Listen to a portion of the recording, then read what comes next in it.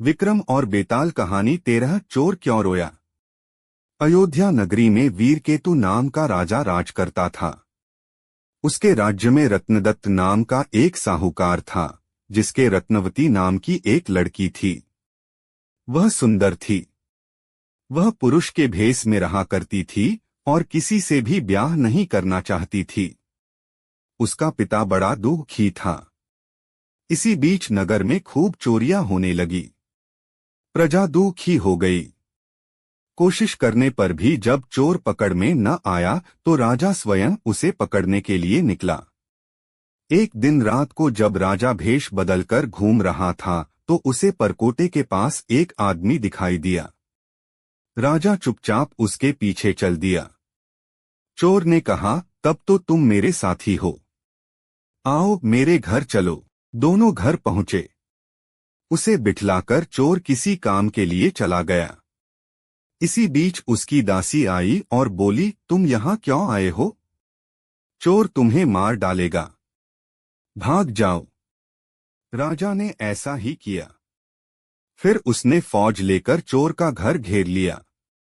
जब चोर ने ये देखा तो वह लड़ने के लिए तैयार हो गया।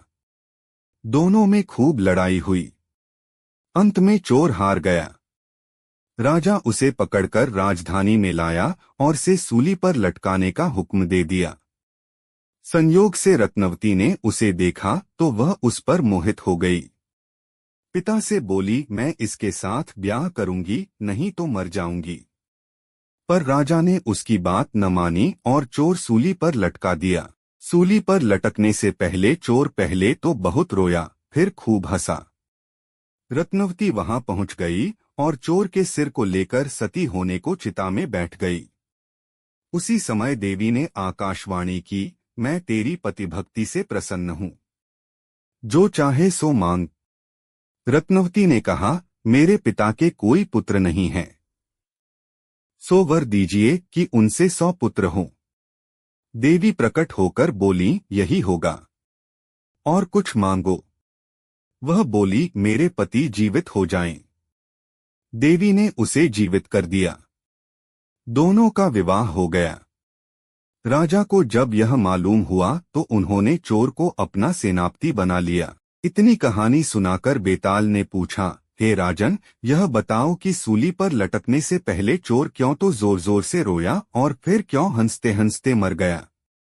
राजा ने कहा, रोया तो इसलिए कि वह राजा रत्नदत्त का कुछ भी भला न कर सकेगा। हंसा इसलिए कि रत्नवती बड़े बड़े राजाओं और धनिकों को छोड़कर उस पर मुग्ध होकर मरने को तैयार हो गई। स्त्री के मन की गति को कोई नहीं समझ सकता।